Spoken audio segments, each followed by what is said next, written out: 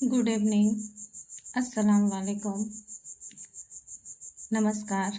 मैं सुनीता पांडे भोजपुर बिहार से आज मैं फिर आपकी सेवा में हाजिर हूँ। मैं आज आपको क्लास 9 का एक्सरसाइज 7.1 से क्वेश्चन नंबर 3 यहाँ पर सॉल्व करके बताऊँगी।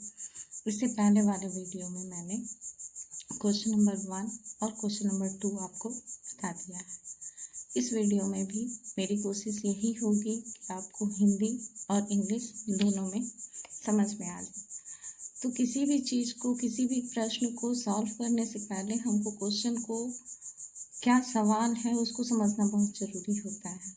तो इस सवाल में हमारा है कि AD and BC are equal perpendicular to a line segment AB so that CD bisect AB। एक रेखाखंड AB पर AD और BC दो बराबर लंब हैं, लंब रेखाखंड हैं। दर्शाइए कि CD रेखाखंड AB को समविभाजित करती है। तो सबसे पहले हम इस चित्र में देखते हैं। तो इस चित्र में हमको क्या है, दो ट्रायंगल मिले हुए हैं, दो त्रिभुज, जिसमें कि BC इक्वल है DA के, ठीक है, यानी BC बराबर DA।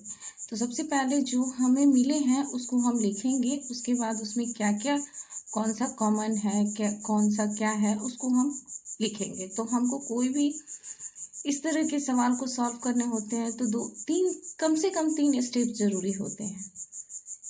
तो सबसे पहले मैंने यहाँ लिख दिया है in triangle OCB and ODA।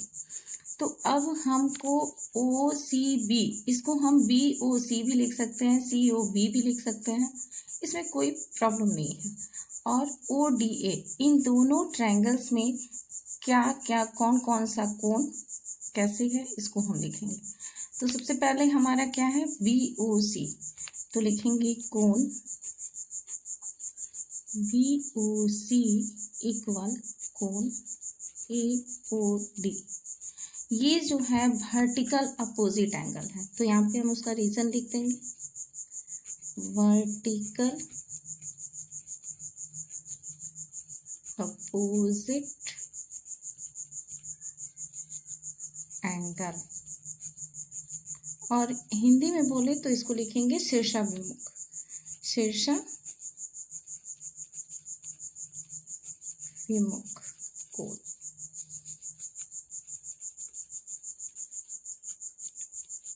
ठीक है, अब यहाँ पे आपको ये समझना है कि शीर्षाभिमुख यानी वर्टिकल अपोजिट एंगल क्या होता है। जब दो रेखाएं, ठीक है, जब दो सरल रेखाएं एक दूसरे को काटती है यानी प्रतिच्छेदित करती है, तो हमारी ये रेखाएं एक दूसरे को काट रही हैं, यानी कि ये दोनों शीर्षाभिमुख कोण है। एक स्टेप हमारा हो गया। अब दूसरा स्टेप, कोण CBO इज इक्वल टू कोण DAO। ये जो है प्रत्येक कोण हमारा 90 डिग्री का है, ये भी 90 डिग्री का है और ये भी 90 डिग्री का है। तो यहाँ पे लिखेंगे ईच एंगल 90 डिग्री, ठीक है, प्रत्येक कोण 90 डिग्री का। अब तीसरा स्टेप में हम लिखेंगे BC बराबर AD, BC equal AD, it's given. तो इसको हम लिखेंगे गिवन, ये दिया हुआ है, ठीक है। तो जब हमारा ये वर्टिकल अपोजिट एंगल है, ये दोनों 90 डिग्री का है और ये दोनों इक्वल ही हैं, हेंस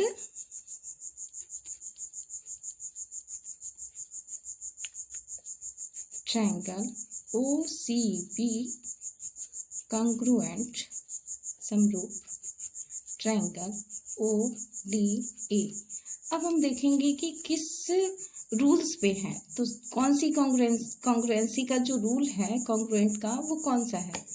तो एंगल एंड साइड, तो यहाँ पे लिखेंगे AAS congruency rule.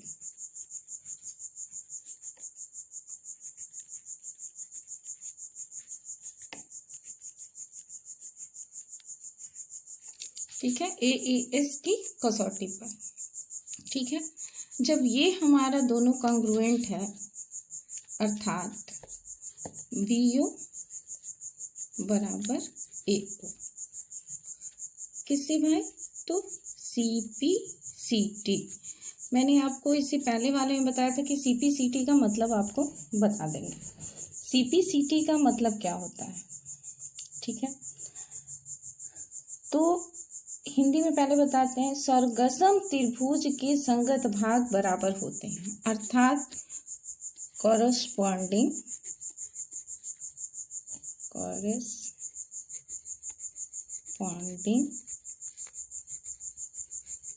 Part of congruent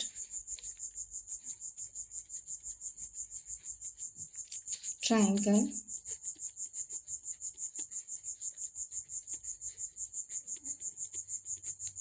are equal.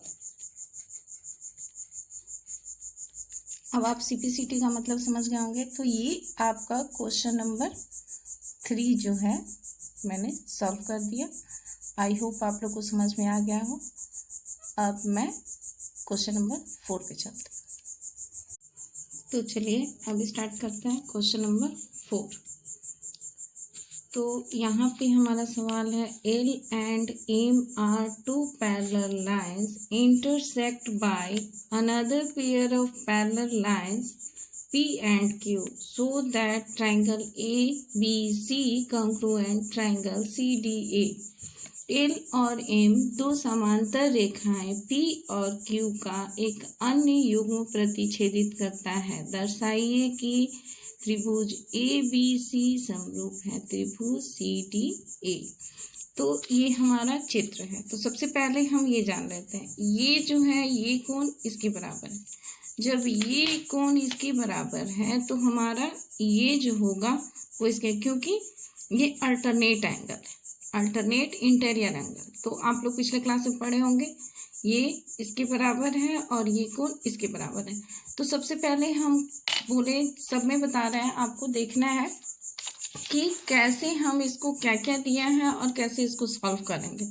तो सबसे पहले हमारे पास दो ट्रायंगल है, एक है ABC और एक है CDA। एक ये है और एक ये है। तो लिखते हैं दोनों ट्रायंगल के बारे में। तो लिखेंगे उसी तरह से लिखेंगे, यहाँ पे हम लिख देंगे सॉल्यूशन। ठीक है, हम लिखते हैं इन ट्रायंगल, आई होप आप लोगों को समझ में आए, in triangle ABC and triangle CDA। अब हम देखेंगे कि इसमें क्या करें। अब मैंने अल्टरनेट एंगल बता दिया है, तो ये इसको उनके बराबर ये है, इसको तो उसको हम लिखते हैं।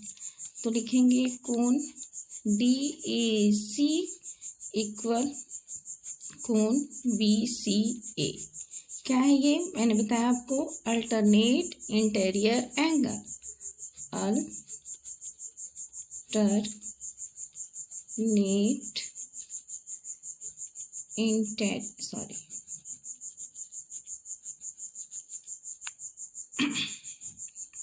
इंटीरियर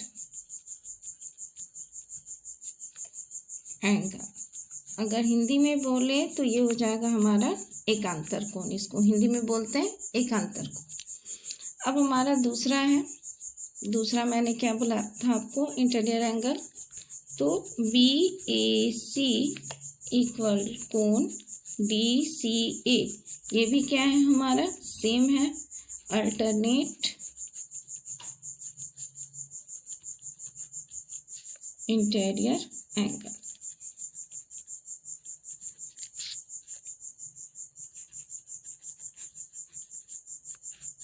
हमारा ये हो गया इतना स्टेप। अब हमको इसमें देखना है कॉमन क्या है, कौन सी ऐसी रेखा है जिसपे दोनों ये हैं। अगर हटा दिया जाए तो दोनों त्रिभुज नहीं बनेंगे। तो इधर से हम देखेंगे तो AC और इधर से देखेंगे तो CA। तो हम लिखेंगे AC इक्वल CA। ये क्या हो जाएगा? कॉमन। कॉमन यानी कि अगर बोले हिंदी में तो ओवेलिस्ट। कॉमन हो गया। जब ये कॉमन, ये 3 स्टेप हमारे हो गए, ये अल्टरनेट एंगल, ये बराबर है, ये बराबर है, ये बराबर है इसके, then triangle ABC congruent triangle CDA। अब हम किस से किए हैं, कौन से कॉन्ग्रुएंसी नियम का मैंने पालन किया है, तो इसको लिखेंगे AAS, एंगल एंगल साइड। हो गया आपका, ये भी पूरा हो गया। क्वेश्चन नंबर 4 भी आप लोग को अच्छे से समझ में आ गया हो। अगर नहीं समझ में आया तो मैं फिर आपको बताने की कोशिश करूंगी, आप सिर्फ कमेंट कर दीजिएगा, ठीक है। चलिए, बहुत बहुत धन्यवाद, नमस्कार। अगर आपको मेरी वीडियो अच्छी लग रही है, आप लोग इसको समझ पा रहे हैं, तो प्लीज़ इसे सब्सक्राइब करें, और ताकि आपको जल्दी से जल्दी जो मैं वीडियो डालूँ वो आपको मिल सके और आप पढ़ सके अच्छे से। धन्यवाद।